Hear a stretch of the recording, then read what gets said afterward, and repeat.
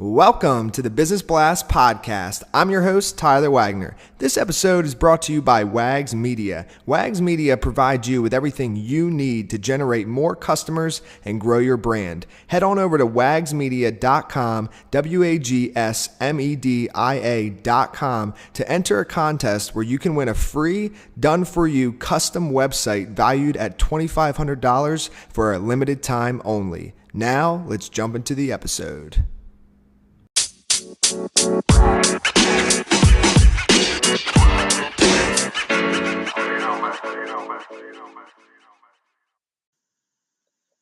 All right, everyone. Welcome back to another episode of the Business Blast Podcast. I'm your host, Tyler Wagner. Today I have Chris DeCristofaro.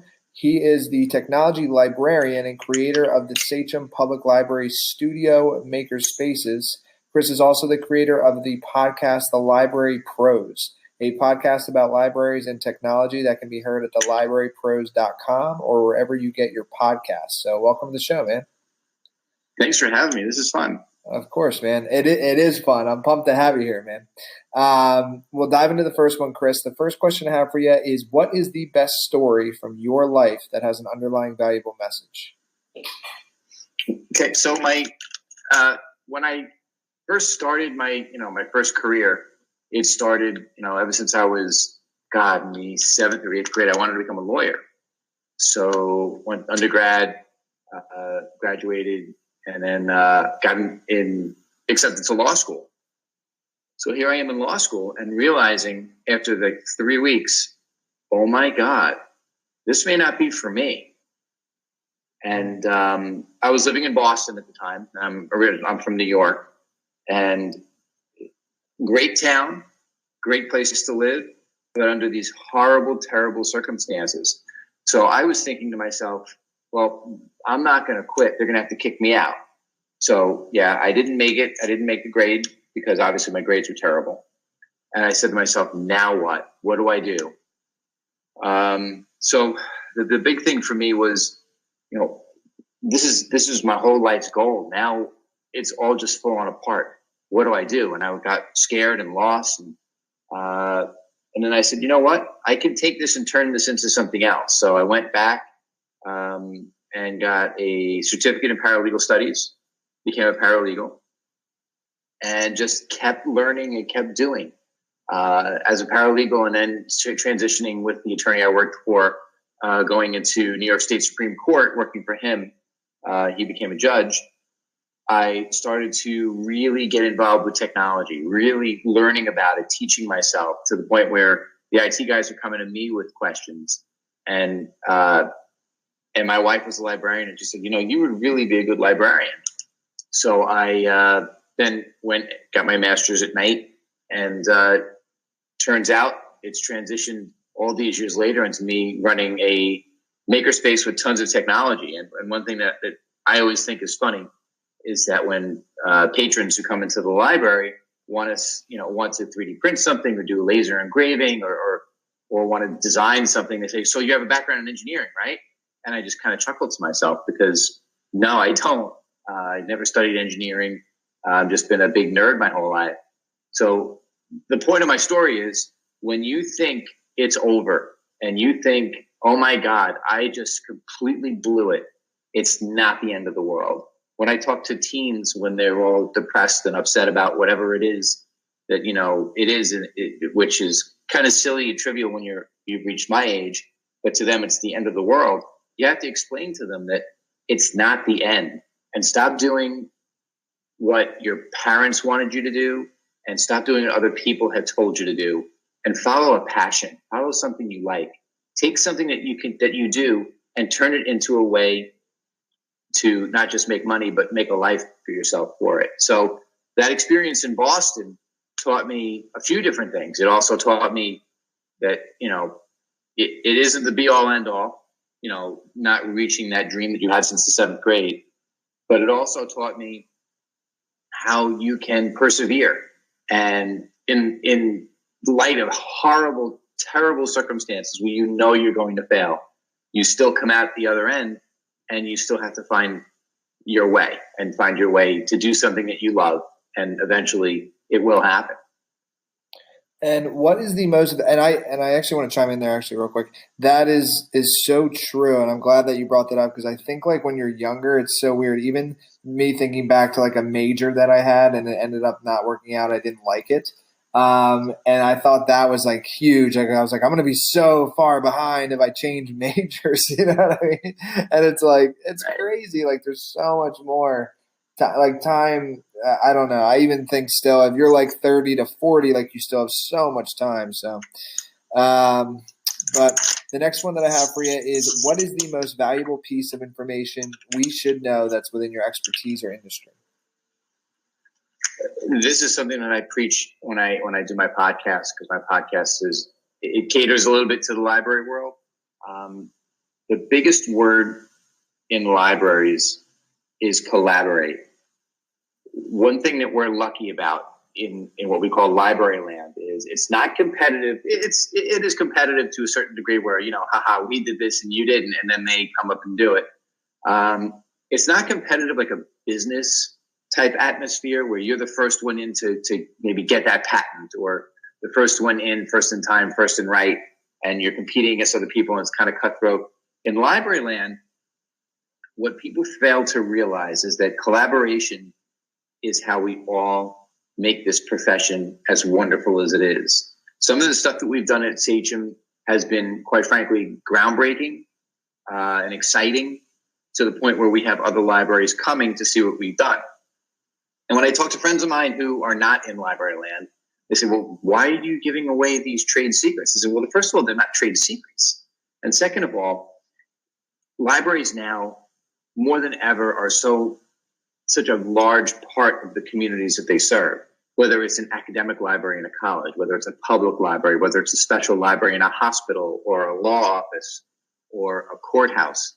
We serve the people who come in, and librarians love to share.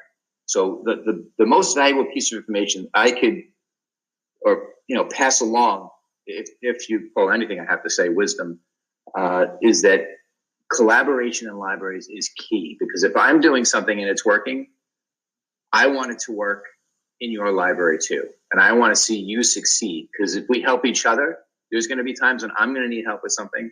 And I know that a colleague in another library, or maybe even another state or another country, can say, Chris, did you try this yet? And that's the amazing thing about library land. All the people that I've dealt with or talked to or collaborated with, it's about sharing. And I think that's what makes libraries rather unique. And so I'm curious on this next question. So what's your best piece of like business advice? And let's actually gear it towards like your industry. So like if somebody wanted to get into your industry or they were just starting out, like what would they do? Like how would they, like what would you tell them as far as advice?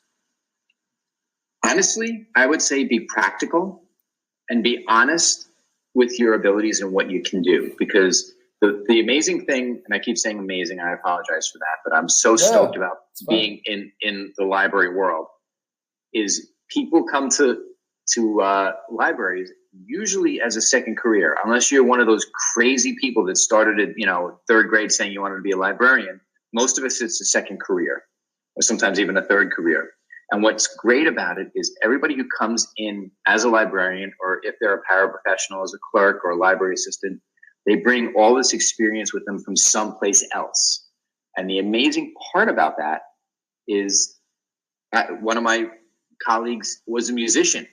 Another one was a chiropractor. Another one was an IT professional. So we have all of these varied backgrounds that we kind of bring to the table. So we all have different levels of expertise in other professions or other careers that we brought to library land. And I think if you're somebody who's starting off and coming in and you're trying to get that job, or you want to work in the university, or whatever it is you're trying to do in a library world, don't be afraid to share your expertise in things that you've done in the past, whether it's your undergrad and, maybe you have a BFA, or maybe you have an accounting degree. Think of how that's going to help with patrons when they come in the door and they have these questions. And trust me, we get some crazy questions. And it's nice to know that hey, Sean, we have a music question over here. Or, hey, hey, Jamie, what do you call the lower vertebrae in a back? He'll know those answers right off the top of his head. And of course, we cite to places where, it's backed up. But knowing that there's somebody there that has that level of expertise in one particular area helps so much when you're trying to help a patron with something. So my advice would be, be practical in your approach. Don't give up. And whatever you bring with you in your backpack of stuff, and I'm holding up air quotes, whatever you bring with you as your background is an asset. So please tell the people when you're interviewing what your assets are, because it's so important to bring that to the table. And if you could give your younger self one piece of advice, what would that be? Oh God, buy Apple. Yeah. Buy Apple. And buy Amazon, Apple right? It's funny when I read this question, I thought of that movie, and the name of it escapes me at the moment, where the aircraft carrier Nimitz goes back in time to just before the bombing of Pearl Harbor. And one of the pilots gets left behind when the aircraft carrier goes back to modern day, which I think was like 1980 when the movie was made. And thinking of it, if that was me stranded on that desert island and I got rescued, what would I do? And you think about all this, the knowledge that you have, right? So I was thinking about that when I was, reviewing this question. But honestly, if I could go back and tell that skinny kid up in Boston who was freaking out, I said, keep learning. This is an experience. Everything that you're going to do in life is an experience that you take with you and you put in your gunny sack. And there's another can of stuff that you can say you've experienced in one way, shape, or form. And don't forget about those experiences, because there's going to come a time where somebody else is going to have or be in that same situation, and you'll have to reach into your virtual gunny sack and pull out this can of stuff and say, look, I did it too, and look how it came out. So I would say to myself, don't give up. Better days are coming, and take every experience that you have and just try to save it and archive it in your brain as best as you can, because it's going to come back to be useful again. And in your opinion, what is the key to happiness? Oh God, what is the key to happiness? Family, definitely. Being happy at home. But being happy, it sounds kind of hokey, but when you're happy at work, everything else seems to fall into place. Now, I know that not everybody is happy at work. I get that. My dad was never happy doing what he did. My mom was never happy doing what she did. And even if you're in a job that you can't stand, you have to find the nuggets. There have been places I've worked in the past that I could not stand, but there were nuggets of things. And, maybe I hated 80% of that job, but that 20% got you through the day, because you would hang your hat on that 20%. That 20% is what you lived for, what you died for. But if you love what you do, and you don't necessarily like the person you work for, but you love a particular part of what you do, that's part of your key to happiness. It's not about money. Trust me, we all wish we made more money. Even when you get that raise, then it's never enough. So chasing that dollar sign is not the key to happiness. It's being happy at home, and it's being happy in what you do on a daily basis, and just be kind to people, because kindness, usurps being angry all the time or being upset all the time. And what is the best book? This will be a great question for you. What is the best book that you've read, and what was the number one thing you learned from it?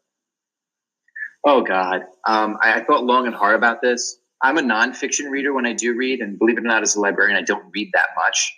I'm just I call it chasing the tail of technology, where I'm trying to keep up with the latest and the greatest, because those questions come up a lot for me at work. But there's a book that I read, and I'm sure I'm going to catch a little bit of a beating from friends of mine who will listen to this. Megyn Kelly wrote a biography called Settle for More. And as I read it, and I kind of like Megyn Kelly as a commentator, not necessarily when she was on Fox News, because, I kind of ride the middle of the road when it comes to politics, and, Fox leans a little right, CNN leans a little left.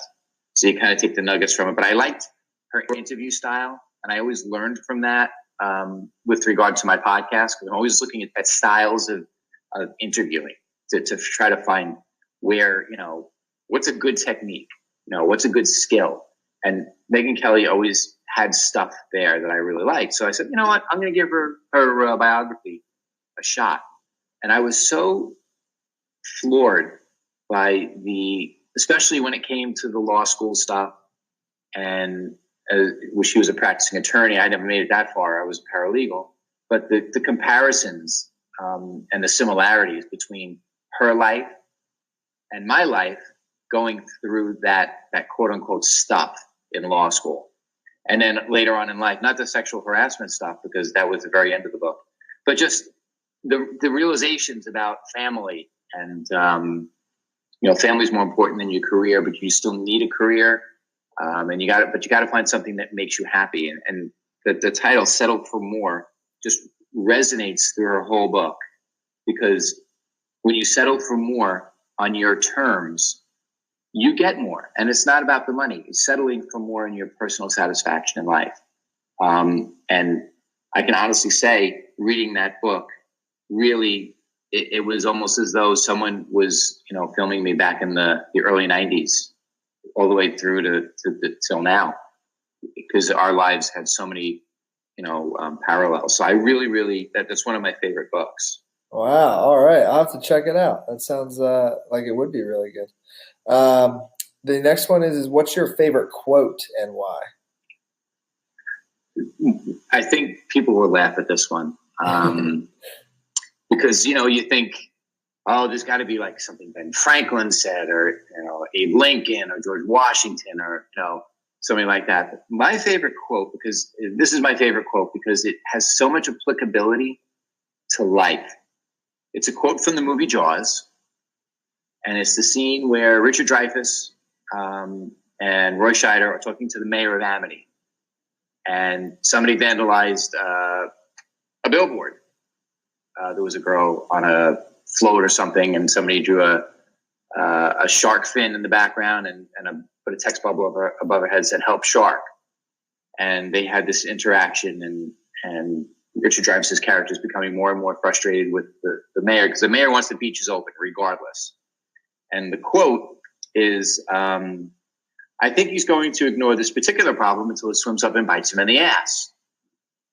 And the reason why I like that quote so much is because it's so applicable in so many different walks of life. I can't tell you how many times a week I see something in that I see Richard Dreyfuss yelling at the mayor, because people tend, whether they're driving and not paying attention, or whether it's something at work or something just in an interaction with a person, that, they're not paying attention to the greater goal. They're only focused on their one little corner of, whether it's Facebook or Twitter, or driving in their car, or even pushing their cart down the aisle in a supermarket.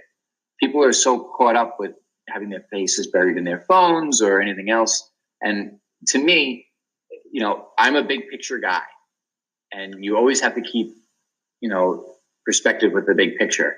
And if you don't, it's going to swim up and bite you in the ass. I agree, man. Dude, that is actually, I think some people will laugh, but I love it. Thanks. So, dude, thank you so much for coming on. I really enjoyed this episode. The last question that I have for you before we let you go, and I think we kind of mentioned it in the beginning, but where is the best place for people to find you online and or connect with you via social? Okay, so Twitter, I love Twitter for connecting with people. My Twitter handle is @CDECRIST, or CDeCrist. Also @The Library Pros on Twitter. And you can also reach out to me from our website, thelibrarypros.com, where there's also a contact us link. And if you listen to podcasts, I would ask, even if you're not a library person, if you're a tech guy, give a listen to it, because we like to keep it more like car talk, where we kind of laugh and have a good time, because let's face it, some of the stuff we talk about can be dry. So we're very good at self-deprecating and making fun of ourselves. My co-host and I are very good at the back and forth and making fun of each other. So check us out on Twitter. Check us out. Send me an email if you're interested in talking about libraries and technology. I'm always looking for new guests, and it's nice to be on this side of the microphones for a change. Perfect, brother. Thank you again for joining us. Really appreciate it. Thank you. Thanks for having me on. The podcast you just heard was published with Anchor. Got something you want to say to the creator of this show? Send them a voice message using the Anchor app, free for iOS and Android.